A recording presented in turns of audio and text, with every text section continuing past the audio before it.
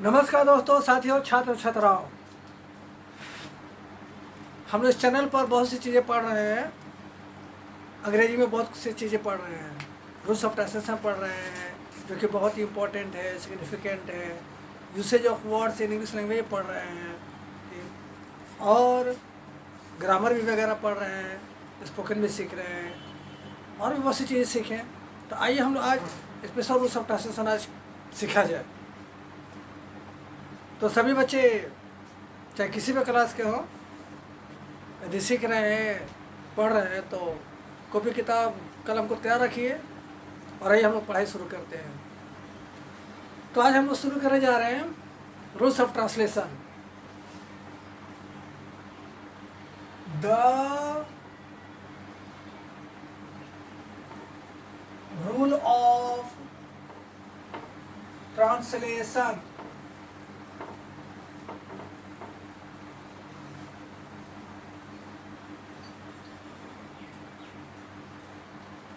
There are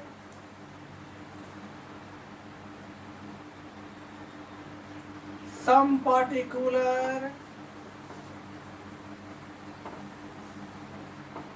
sentences of Hindi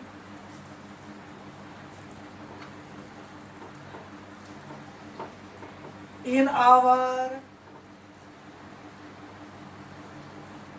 Hindi language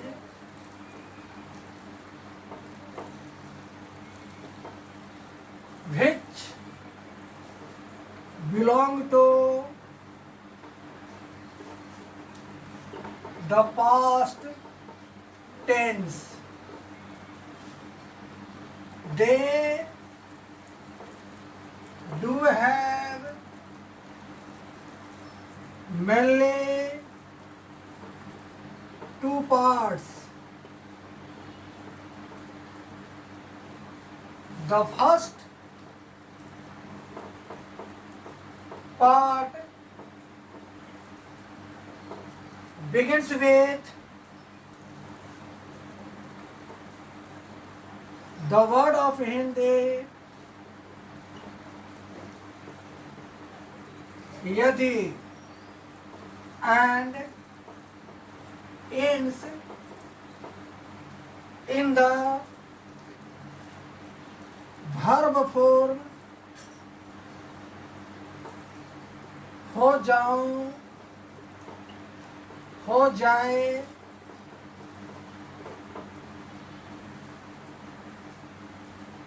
the second sentence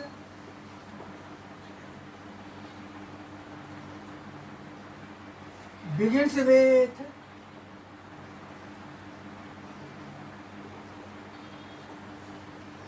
the word of Hindi to and ends in the verb form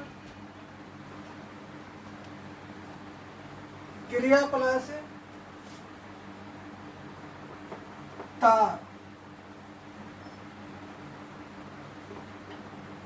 ऊ ए। The first sentence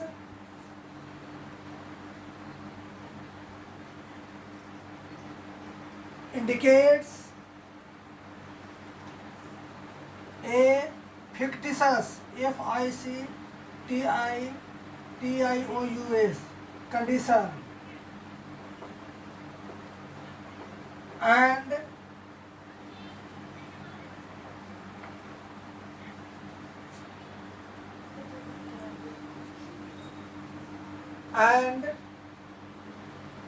the second sentence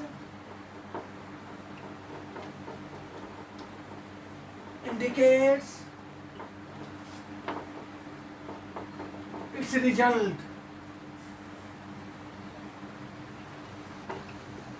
We can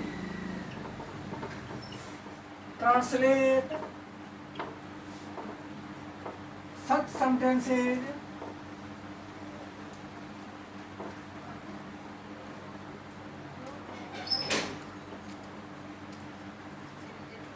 as follows.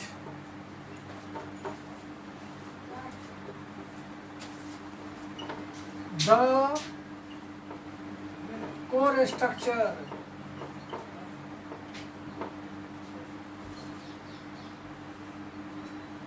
if plus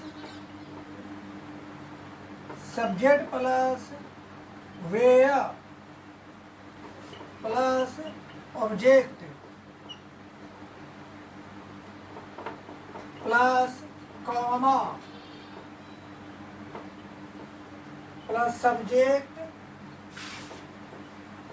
plus would would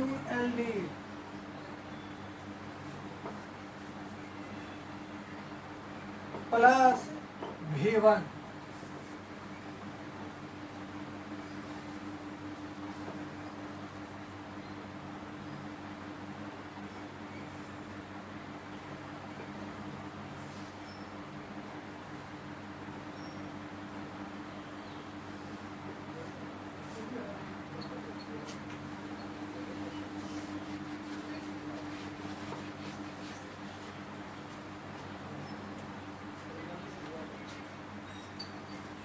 चलिए हम लोग example लेते हैं।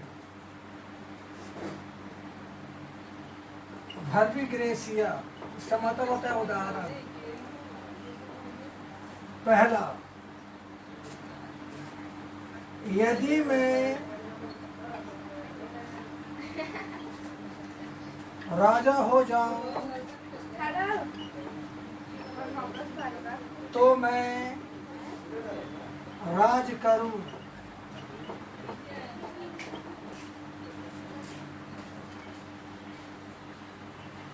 यदि वह पक्षी हो जाए तो आसमान में उड़े।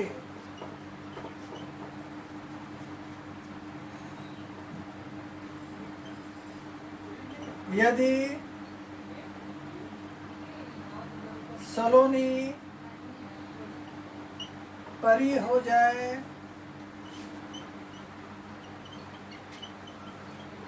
तो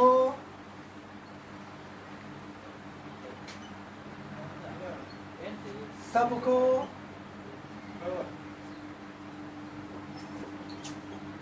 हराए। Now I am going to convince you what this rule says, in which direction this rule directs, leads, and what kind of sentence we are going to translate upon the structure.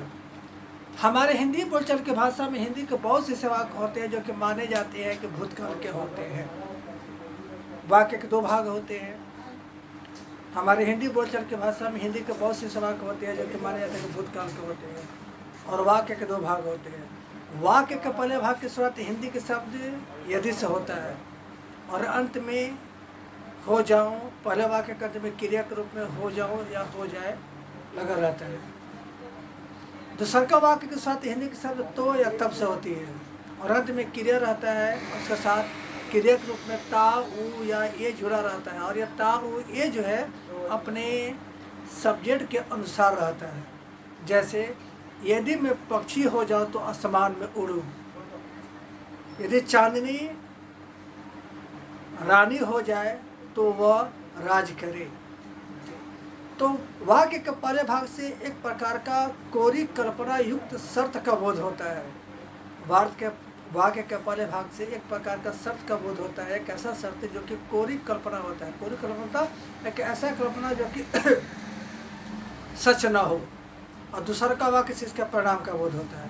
तो ऐसे वाक्यों को बनाने के लिए हमारे अंग्रेजी के व्याख्याचार्यों ने क्या दिया, आइए सबसे पहला वाक्य का अनुवाद करेंगे तो पहले लिखेंगे इफ। जैसे यदि मैं राजा हो जाऊं तो राज करूं, तो पहला वाक्य का अनुवाद करेंगे ना, यदि मैं राजा हो जाऊं तो पहले क्या लिखेंगे इफ। उसके बाद सब्जेक्ट आई। सब पहले वाक्य का सब्जेक्ट सिंगुलर हो या प्लुरल सबके साथ वेयर का ही प्रयोग किया जाएगा। ऐसा इसलिए किया जाएगा क्योंकि कोरी कल्पना वाले वाक्यों में विद्वानों के अनुसार were is more suitable than singular and according to the subject. परिकल्पना वाक्य में वेयर का प्रयोग करना ही बताया गया है। वाज का प्रयोग, इज अमार का प्रयोग वर्जित है। अगर ऐसा करेंगे तो गलत हो जाएगा। वेयर, इफ आई वेयर, उसके बाद ऑब्जेक्ट को लिखेंगे। क्या है ऑब्जेक्ट? Raja, a king. दूसर का वाक्य में की शुरुआत जो तो से हुआ है या तब से हुआ है, इसमें तो या तब के लिए कोई शब्द का प्रयोग नहीं करेंगे, देर का प्रयोग नहीं करेंगे। करेंगे तो गलत हो जाएगा। इस तो या तब के लिए हम कॉमा का प्रयोग करेंगे। Comma, if I were a king,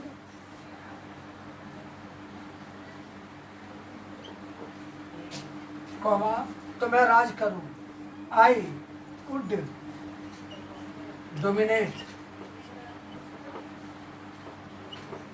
एक बार फिर से समझा देते हैं। पहला वाक्य की शुरुआत जब बनाएंगे तो इफ से करेंगे और सब्जेक्ट सिंगुलर है, पूरे सब के साथ वेयर का प्रयोग किया जाएगा। तो या तब के लिए इस तरह का वाक्य में कोई शब्द का प्रयोग नहीं किया जाएगा तो गलत हो जाएगा। कॉमा का से काम चलाया जाता है। दूसर का वाक्य का सब्जेक्ट अलग हो सकता है या वही हो सकता है, सब्जेक्ट कुछ भी हो। दूसर का वाक्य में वुड का प्रयोग करना ही बताया गया है। इसके जगह पर शुड या मेक का प्रयोग करेंगे तो गलत हो जाएगा। कहने का मतलब except would, if we are going to use another verb it is considered to be wrong. Okay, यदि वो पक्षी हो जाए तो आसमान में उड़े। If he were a bird, comma, he would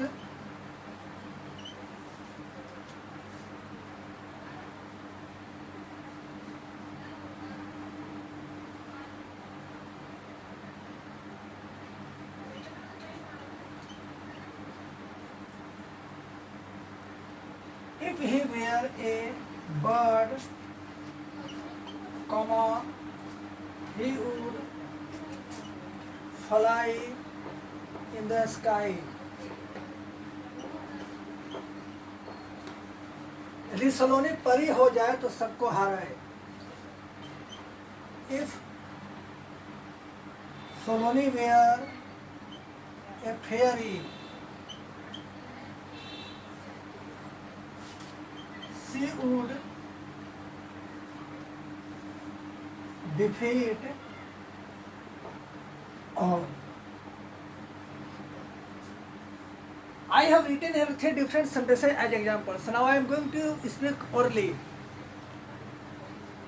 यदि अन्नो रानी हो जाए तो वह राज करे।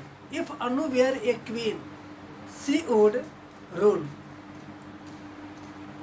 यदि चांदनी फूल हो जाए तो वह खिले। If Chandni were a flower, she would bloom. यदि आकाश राजा हो जाए तो दुनिया को जीते। If Akash were a king, he would win the world. Like this sentences which I have spoken in front of you, you can create. Everything depends on our thinking and thought. The kind of sentence that we think in our mind, we should remember that rule upon which the sentence thought in the mind should be translated. Okay.